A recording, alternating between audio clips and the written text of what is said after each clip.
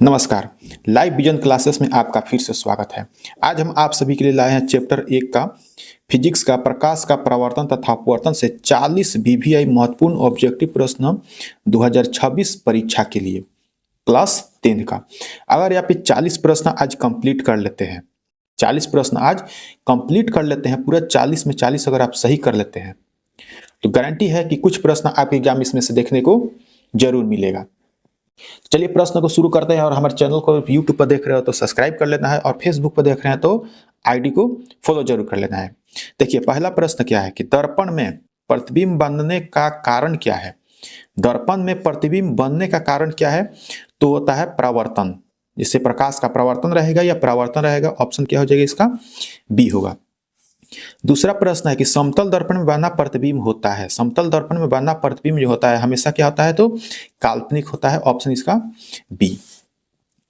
3 number प्रश्न हुआ कि अवतल दर्पण का फोकस होता है। तो देखिए अवतल दर्पण का फोकस होता है, तो अवतल दर्पण का फोकस हमेशा होता है वो वास्तविक होता है, ऑप्शन इसका बी हो जाएगा। 4 नंबर प्रश्न कह रहा है कि उत्तल दर्पण में बना प्रतिबिंब हमेशा होता है। तो उत्तल दर्पण में बना प्रतिबिंब हमेशा कैसा होता है? तो सीधा और छोटा होता है, इसका ऑप्शन सी होगा। सभी प्रश्न आपको एक्यूरेट एग्जाम प्रीवियस ईयर में पूछा गया प्रश्न मिलेगा। जो भी प्रश्न होगा सभी प्रश्न आप नोट कर लीजिए, क्योंकि बहुत महत्वपूर्ण ऑब्जेक्टिव प्रश्न है। इस प्रश्न से 4 या 5 प्रश्न आपके एग्जाम में, या 4-6 से 6 तक प्रश्न जरूर देखने को मिलेगा गारंटी के साथ। 5 नंबर कह रहा है कि दर्पण की वक्रता त्रिज्या r और उसकी फोकस दूरी f में संबंध है। तो देखिए फॉर्मूला होता है r बराबर f बाई 2f, r बराबर 2f या f बराबर r बटा 2, इस प्रकार से लिखा होगा। तो इसका आंसर क्या हो जाएगा? आंसर हो जाएगा r बराबर 2f। अगर इसके जब ऑप्शन रहेगा f बराबर r बाई 2 तो ये ऑप्शन पर लगाइएगा। 6 नंबर प्रश्न कह रहा है कि अवतल दर्पण में समांतर किरणें परावर्तन के बाद कहाँ मिलता है। अवतल दर्पण में समांतर किरणें परावर्तन के बाद कहाँ मिलती है? तो मिलती है फोकस पर, यानी ऑप्शन इसका सी हो जाएगा। 7 नंबर प्रश्न कह रहा है कि उत्तल दर्पण का फोकस होता है। उत्तल दर्पण का फोकस होता है, तो इसका क्या हो जाएगा? आंसर काल्पनिक। 8 नंबर प्रश्न कह रहा है कि दर्पण सूत्र है। तो दर्पण सूत्र क्या होता है? 1/f बराबर 1/u प्लस 1/v, इसका ये ए नंबर आंसर हो जाएगा। 9 नंबर प्रश्न कह रहा है कि आवर्धन का सूत्र है। आवर्धन का सूत्र है, तो आवर्धन का सूत्र होता है m बराबर v बटा u। देखिए पहला ही ऑप्शन दिया है ए नंबर, m बराबर v बटा u हो जाएगा। 10 नंबर प्रश्न कह रहा है समतल दर्पण में आवर्धन का मान होता है। तो समतल दर्पण में आवर्धन का मान होता है तो होता है 1। अगर 1 यहाँ पर कभी कभी ऑप्शन में मिलेगा +1, +1 मिले या सिर्फ 1 मिले वही इसका आंसर सही होगा। 11 नंबर प्रश्न कह रहा है कि किस दर्पण का उपयोग वाहन के रियर व्यू मिरर के रूप में होता है। बहुत ही अच्छा प्रश्न है, ध्यान से समझिएगा। कह रहा है कि किस दर्पण का उपयोग वाहन के रियर व्यू मिरर के रूप में होता है। रियर व्यू मतलब पीछे देखने के लिए, पीछे देखने के लिए। तक पीछे देखने के लिए किस दर्पण का प्रयोग होता है? तो उत्तल दर्पण का प्रयोग होता है, इसका आंसर हो जाएगा सी नंबर। 12 नंबर प्रश्न कह रहा है कि प्रकाश का एक माध्यम से दूसरे माध्यम में जाना क्या कहलाता है। तो प्रकाश का एक माध्यम से दूसरे माध्यम में जाना क्या कहलाएगा? तो कहलाएगा अपवर्तन, इसका बी आंसर हो जाएगा। ये हम 12 प्रश्न आपको करा दिए हैं। आप कमेंट में जरूर बताइए कि सभी प्रश्नों को देखने के बाद से आपका प्रश्न कितना सही था, यानी कितना आपको मालूम था। आगे बढ़ेंगे प्रश्न संख्या 13 के पास। देखिए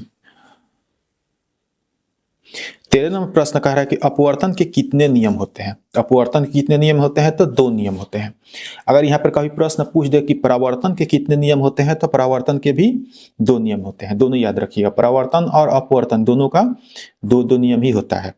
14 नंबर प्रश्न कह रहा है कि निर्वात में प्रकाश की चाल होती है। निर्वात में प्रकाश की चाल होती है। तो निर्वात में प्रकाश की चाल होती है 3 × 10⁸ मीटर प्रति सेकंड स्क्वायर, इन ऑप्शन इसका सी हो जाएगा। यहाँ पर निर्वात का है, निर्वात कभी कभी पूछ देगा शून्य, कभी पूछ देगा शून्य। तो शून्य या निर्वात दोनों एक ही चीज होता है। तो कभी पूछ देगा शून्य में प्रकाश की चाल तो भी इतना ही होगा, या निर्वात में प्रकाश की चाल पूछेगा तो भी इतना ही होगा, याद रखिएगा। 15 नंबर प्रश्न कह रहा है कि अपवर्तनांक का सूत्र है। अपवर्तनांक का सूत्र है, तो अपवर्तनांक का सूत्र क्या होता है? तो म्यू बराबर सी बटा भी, म्यू बराबर सी बटा भी, ये अपवर्तनांक का सूत्र होता है। बहुत ही इंपॉर्टेंट प्रश्न है, मतलब समझिए कि ये VVI प्रश्न है। एग्जाम इस बार 2026 में देखने को 100% मिल सकता है। 16 नंबर प्रश्न है कि कांच का अपवर्तनांक लगभग होता है। तो कांच का अपवर्तनांक लगभग कितना होता है? तो 1.55 होता है। ऑप्शन इसका सी होगा। 17 नंबर के प्रश्न की बात करें, 17 प्रश्न कह रहा है कि जब प्रकाश विरल माध्यम से सघन माध्यम में जाता है तो वह, जब कोई प्रकाश विरल माध्यम से सघन माध्यम में जाता है तो उसकी गति घट जाती है। गति घट जाती है कहाँ है? तो यहाँ पे ऑप्शन नंबर बी में दिया है, क्योंकि उसका प्रकाश का जो गति होगा वो कम हो जाएगा। 18 नंबर का प्रश्न है कि उत्तल लेंस को क्या कहते हैं? उत्तल लेंस को क्या कहते हैं? तो देखिए, उत्तल लेंस को कहते हैं अभिसारी लेंस। कभी कभी ये ऑब्जेक्टिव में पूछा है, कभी कभी इसको सब्जेक्टिव के रूप में भी पूछता है। तो आप सब्जेक्टिव तैयारी कर रहे हैं तो अच्छी बात है, उसको ध्यान से देख लीजिएगा। उत्तल लेंस को क्या कहते हैं? तो अभिसारी लेंस।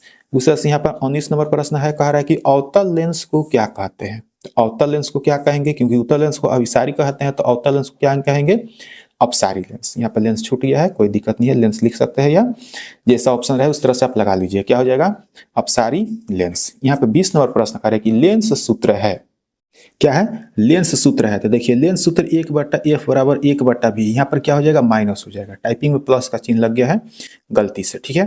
तो 1/f बराबर 1/v बराबर 1/u, ये क्या हो जाएगा? लेंस सूत्र हो जाएगा। लेंस सूत्र और दर्पण सूत्र लगभग सेम होता है, सिर्फ माइनस प्लस का अंतर होता है, यानी u इधर मिलेगा, v इधर मिलेगा। तो इस पर ध्यान से दीजिएगा, क्योंकि यहाँ पर टाइपिंग में गलती हो गया है। 21 नंबर प्रश्न कह रहा है कि उत्तल लेंस का फोकस होता है। उत्तल लेंस का फोकस होता है, तो उत्तल लेंस का फोकस क्या होता है? तो वास्तविक होता है। अगला प्रश्न देखेंगे हम 22 नंबर प्रश्न कह रहा है कि अवतल लेंस का फोकस होता है। तो अवतल लेंस का फोकस क्या होता है? तो अवतल लेंस का फोकस होगा काल्पनिक, क्योंकि यहाँ पे उत्तल लेंस का जब वास्तविक हो रहा है तो अवतल लेंस का क्या होगा? काल्पनिक हो, याद रखिएगा। 23 नंबर प्रश्न है कि लेंस की क्षमता का SI इकाई क्या है? अगर यहाँ पे इकाई पूछे, इकाई के लिखे जगह पर कभी कभी लिखेगा मात्रक पूछेगा तो कोई दिक्कत नहीं है, इकाई को ही मात्रक कहते हैं। तो लेंस की क्षमता का SI मात्रक है या इकाई क्या होता है? तो डायोप्टर होता है। इसका ऑप्शन नंबर सी हो जाएगा। अगला प्रश्न देखेंगे 24 नंबर प्रश्न कह रहा है कि लेंस की क्षमता का सूत्र है। तो लेंस की क्षमता का सूत्र होता है P बराबर 1/f। कहाँ दिया है? तो ऑप्शन नंबर ए में दिया है। 25 नंबर प्रश्न देखें कि उत्तल लेंस की क्षमता होती है। उत्तल लेंस की क्षमता होती है, बहुत ही अच्छा प्रश्न है, आपको ध्यान से देखना है। तो उत्तल लेंस की क्षमता होती है धनात्मक। उत्तल लेंस की क्षमता होती है वो होती है धनात्मक। 26 नंबर प्रश्न है कि अवतल लेंस की क्षमता होती है। तो अवतल लेंस की क्षमता क्या होगी? अभी बताए थे, जब एक ऋणात्मक होगा तो एक धनात्मक होगा, अगर एक धनात्मक है तो ऋणात्मक होगा। तो उत्तल लेंस की क्षमता जब धनात्मक है तो अवतल लेंस की क्षमता क्या होगी? ऋणात्मक होगी। हम क्या करिए, तो अभी 26 प्रश्न आपको कंप्लीट करा दिए। 26 प्रश्न, 40 में से 26 प्रश्न। अगर वीडियो अच्छा लग रहा हो, प्रश्न अच्छा लग रहा हो तो एक लाइक जरूर कर दीजिएगा और अपने दोस्तों के पास भी शेयर जरूर कर दीजिएगा। अब बढ़ेंगे प्रश्न संख्या 27 नंबर। 27 नंबर प्रश्न कह रहा है कि मानव आंख में किस लेंस का उपयोग होता है? तो मानव आंख यानी मनुष्य का जो आंख होता है वो किस लेंस की तरह कार्य करता है? तो किस तरह लेंस की तरह कार्य करता है? तो उत्तल लेंस। ऑप्शन क्या हो जाएगा? बी हो जाएगा। 28 नंबर प्रश्न कह रहा है, बहुत अच्छा प्रश्न है कि आंख में प्रतिबिंब कहाँ बनता है? आंख में प्रतिबिंब कहाँ बनता है? ते बनता है रेटिना पर। ऑप्शन इसका सी हो जाएगा। 29 नंबर प्रश्न है, निकट दृष्टि दोष में व्यक्ति को दिखाई नहीं देता है। यहाँ पे ध्यान दीजिएगा, यहाँ पे उल्टा चीज होता है। निकट दृष्टि दोष में वस्तु को, किसी व्यक्ति को दिखाई नहीं देता है तो दूर की वस्तु को। निकट दृष्टि दोष में किसी वस्तु को दिखाई नहीं देगा तो दूर की वस्तु को। ऑप्शन कौन हो जाएगा? B number. 30 नंबर प्रश्न कर रहा है कि निकट दृष्टि दोष को ठीक किया जाता है। तो निकट दृष्टि दोष को ठीक किया जाता है किसके द्वारा? तो अवतल लेंस के द्वारा। इसका भी ऑप्शन बी होगा। 31 नंबर प्रश्न कर रहा है कि दूरदृष्टि में व्यक्ति को दिखाई नहीं देता है। तो यहाँ पर ध्यान दीजिएगा, यहाँ पर कह रहा है निकट दृष्टि दोष में व्यक्ति को नहीं दिखाई देता है दूर की वस्तु। यहाँ पर कह रहा है दूर दृष्टि दोष में व्यक्ति को नहीं दिखाई देता है तो पास की यानी नजदीक की वस्तु। ठीक है, ऐसे प्रश्न आप ध्यान पर रखिएगा।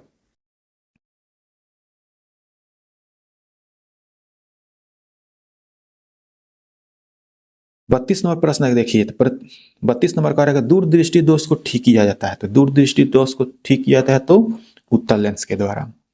33 नंबर प्रश्न है कि दृष्टि की न्यूनतम दूरी होती है। दृष्टि की न्यूनतम दूरी होती है मतलब सीधा कहने का मतलब है कि हमारी आंख न्यूनतम कितनी दूर की वस्तु को देख सकती है, तो होती है 25 सेंटीमीटर। 25 सेंटीमीटर। ऑप्शन क्या होगा? सी नंबर। 34 नंबर प्रश्न है कि प्रकाश का रंग बदलना कहलाता है। तो प्रकाश का रंग बदलना क्या कहलाता है? बहुत ही शानदार प्रश्न है और ऐसे प्रश्न एग्जाम में कई बार देखने को मिल चुका है। तो क्या कहलाता है? वर्ण विक्षेपण। प्रकाश का रंग बदलना वर्ण विक्षेपण कहलाता है। 35 नंबर प्रश्न देखेंगे, बहुत ही सिंपल प्रश्न है। क्या कह रहा है कि श्वेत प्रकाश में कुल कितने रंग होते हैं? तो श्वेत प्रकाश में कुल कितने रंग होते हैं? तो 7 रंग होते हैं। 36 नंबर प्रश्न कह रहा है कि इंद्रधनुष बनने का कारण है। इंद्रधनुष बनने का कारण है, तो देखिए इंद्रधनुष बनने का कारण परावर्तन भी होता है, अपवर्तन भी होता है, वर्ण विक्षेपण भी होता है। यानी जब ऑप्शन में तीनों सही है तो उपरोक्त सभी सही हो जाएगा, उसका ऑप्शन डी हो जाएगा। 37 नंबर प्रश्न कह रहा है कि लाल रंग का अपवर्तनांक होता है। तो लाल रंग का अपवर्तनांक कितना होता है? सबसे अच्छा प्रश्न क्वेश्चन में दिया गया है। तो लाल रंग का अपवर्तनांक होता है सबसे कम। अगर यहाँ पूछ दिया किस रंग का अपवर्तनांक सबसे अधिक होता है, तो यहाँ पे होता है बैगनी। याद कर लीजिएगा, इसको भी नोट कर लीजिएगा। सबसे अधिक बैगनी, सबसे कम लाल। 38 नंबर प्रश्न कह रहा है कि बैगनी रंग का अपवर्तनांक होता है। देखिए सब क्वेश्चन आ ही गया। बैगनी रंग का अपवर्तनांक होता है, तो बैगनी रंग का अपवर्तनांक क्या होगा? सबसे अधिक होगा, याद रखिएगा। 39 नंबर प्रश्न कह रहा है कि दर्पण की फोकस दूरी का चिन्ह होता है। ऑप्शन है हमेशा धनात्मक, हमेशा ऋणात्मक, दर्पण के प्रकार पर निर्भर या शून्य। यहाँ पर देखिएगा कि दर्पण की फोकस दूरी कभी ऋणात्मक भी होती है, कभी धनात्मक भी होती है, इसलिए यहाँ पे है दर्पण के प्रकार पर निर्भर, यानी ऑप्शन इसका सी आंसर हो जाएगा कंप्लीट रूप से। 40 नंबर लास्ट प्रश्न है कि समतल दर्पण में बना प्रतिबिंब होता है। समतल दर्पण में बना प्रतिबिंब होता है। इस 40 प्रश्न का आंसर ये आपके लिए है। आप कमेंट में बताइएगा इसका आंसर ए सही है या बी सही है या सी सही है या डी सही है। आपके कमेंट का इंतजार हमें रहेगा। अगर वीडियो अच्छा लगे हो तो वीडियो को लाइक जरूर कर दीजिएगा और चैनल को यूट्यूब पर देख रहे हो तो सब्सक्राइब कर लीजिएगा और फेसबुक पर देख रहे हो तो लाइक और फॉलो जरूर कर लीजिएगा।